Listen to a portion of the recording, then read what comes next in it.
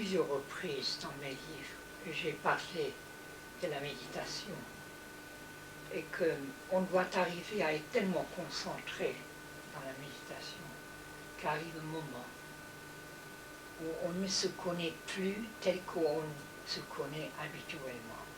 C'est-à-dire de perdre mon identité totalement telle que je la connais d'habitude. Mais on a besoin des moyens pour arriver à un tel aboutissement, tellement hors de l'ordinaire.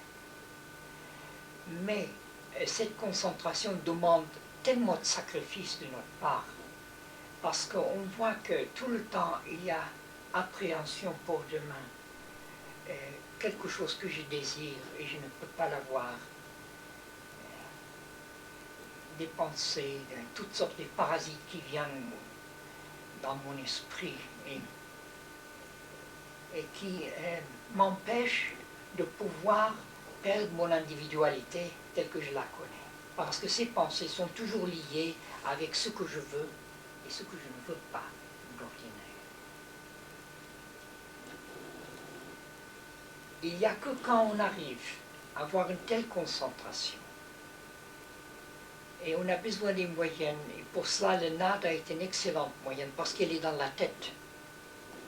La sensation corporelle en même temps, parce que ça vous ramasse de plus en plus, et la respiration aussi, mais à condition qu'on n'intervienne pas avec la respiration. Elle se ralentit d'elle-même, doucement faite, pendant qu'on est concentré sur le nada, la sensation, on tient ces trois choses, jusqu'à arrive un moment où on commence à sentir qu'il y a une autre conscience qui est là derrière. On le perd rapidement, mais on le retrouve, on le perd et on le retrouve, à condition qu'on reste concentré. Il faut aller jusqu'au bout et rester concentré jusqu'au... Alors là, il y a l'aboutissement, quelque chose. Mais cet aboutissement ne peut se faire que quand j'arrive à perdre mon individualité ordinaire telle que je la connais d'habitude.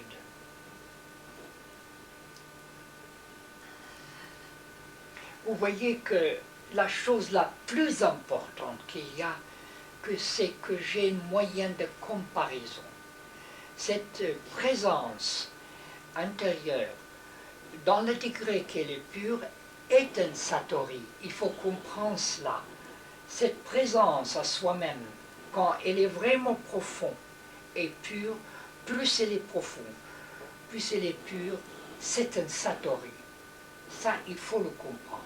Que ça dure ou que ça ne dure pas, c'est une autre chose. C'est à nous de travailler pour que ça dure plus longtemps.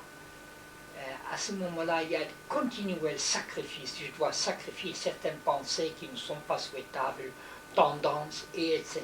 Habitudes, mauvaises habitudes, continuellement, jusqu'au j'arrive un jour, si c'est possible, de demeurer en permanence dans cet état de présence intérieure et d'éveil intérieur.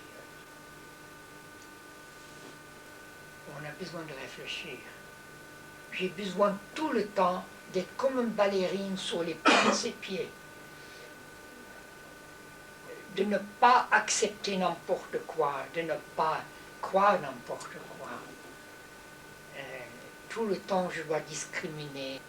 Je dois tout le temps apprendre à discriminer, à mettre en question, de ne pas accepter sans vérification et revérifier, et encore revérifier.